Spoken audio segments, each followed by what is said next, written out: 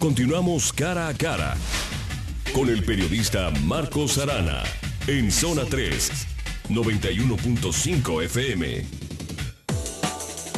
Alejandro Malacara nos está diciendo sobre la cuestión de las franquicias y ese campo tan interesante que es: yo ya me retiré, yo ya me jubilé, yo ya me pensioné, voy a hacer una inversión.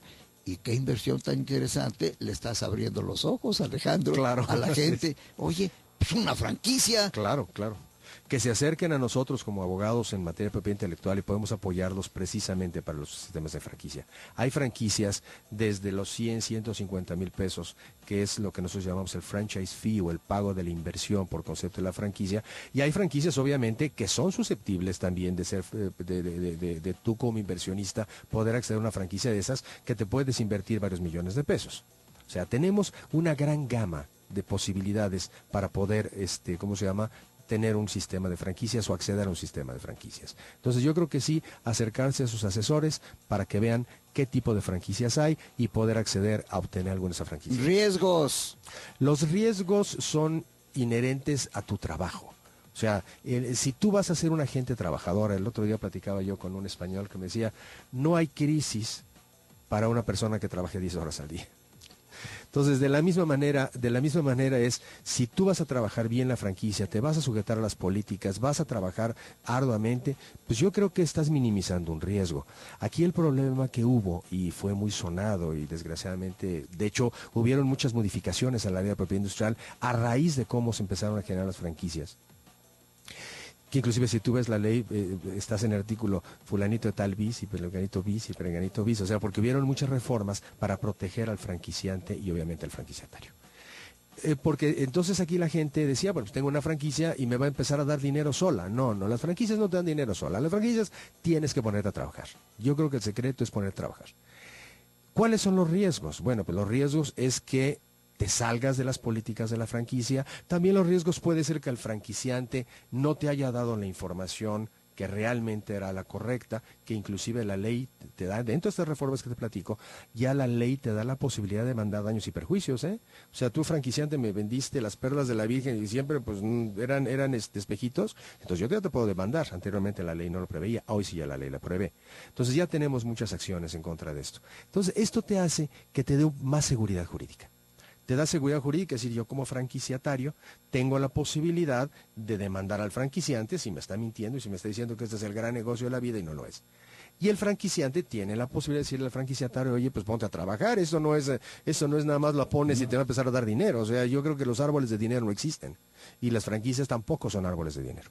Yo creo que lo que te decía, franquicia es una posibilidad que tienes para ponerte a trabajar y que el producto o el servicio que vendas o que prestes ya esté en el ánimo del consumidor. Eso pues estás minimizando un riesgo.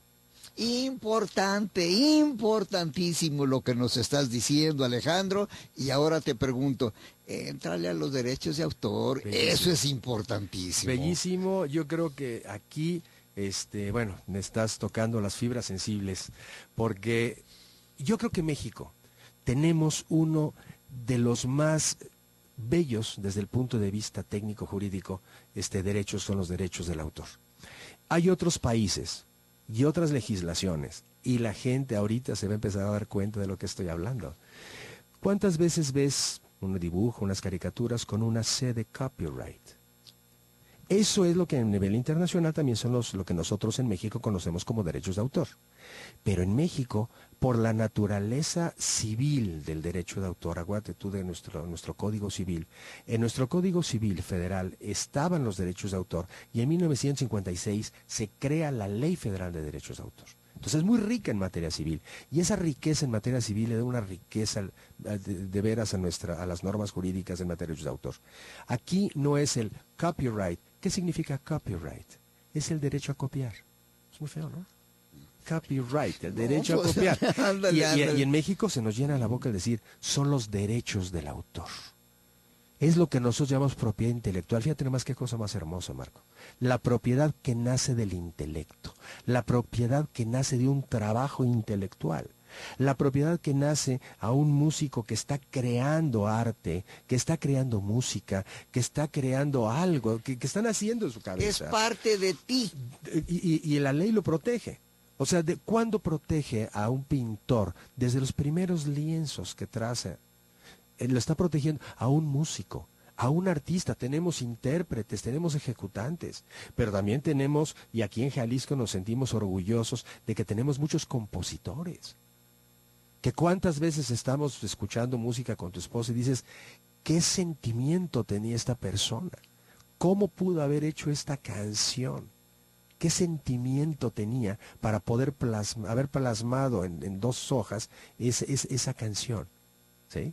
Y esas canciones que nos llegan, ¿por qué? Porque traen inmerso los derechos del autor, de ese trabajo intelectual, de ese sentimiento que nace del corazón, pasa a la cabeza, y de la cabeza pasa un papel pautado, o de la cabeza pasa un lienzo, o de la cabeza, que eso es una de las cosas, jóvenes jaliscienses, de su cabeza pasa a programas de computación. Programas de computación, Jalisco le estamos apostando, y creo que tenemos un gran potencial en nuestro estado de Jalisco para ustedes jóvenes, verdaderamente desde el punto de vista de innovación, de tecnología, de programas de computación, de juegos de computación. Tenemos nosotros mucho potencial aquí en nuestro estado de Jalisco. Yo creo que hay que apoyarlos a todos ustedes. Quiero decirles que la ley federal del derecho de autor los protege a ustedes en su trabajo intelectual. Lo que está saliendo de su corazón, que posteriormente pasa a su cabeza, eso se va a ver reflejado en la protección de los derechos autorales. Como tú verás, es bellísimo los derechos de autor. Pero yo te pregunto, ¿qué se necesita para registrar una obra de arte, una obra intelectual en general? Cualquier autor tapatío puede ir directamente ante el Instituto Nacional del Derecho de Autor, de la delegación del Instituto Nacional del Derecho de Autor, que está a 2 cuadras de la Minerva, y si quiere alguna asesoría, pues obviamente nosotros los abogados en materia de propiedad intelectual estaremos a sus órdenes para darles esa asesoría. En este caso, ¿costoso? No, ¿económicamente? Al contrario, hay un gran apoyo para los autores. Hay un gran apoyo para los autores, porque aquí estamos hablando de pintores, de artistas, todos nuestros artesanos. Estamos hablando de la gente que desarrolla programas de computación, estamos hablando de la gente que desarrolla bases de datos, estamos hablando de coreógrafos, estamos hablando de escritores. Obviamente hay una gran protección para los autores, y por consiguiente esa gran protección se ve reflejada en el pago de los aprovechamientos ante el instituto. ¿En dónde tiene jurisdicción esa disposición? Yo registro una obra en Guadalajara y que me sirve para Tepic, para Chihuahua, para Estados Unidos, en fin, ilústranos. Aquí tenemos que ver también qué derecho de autor.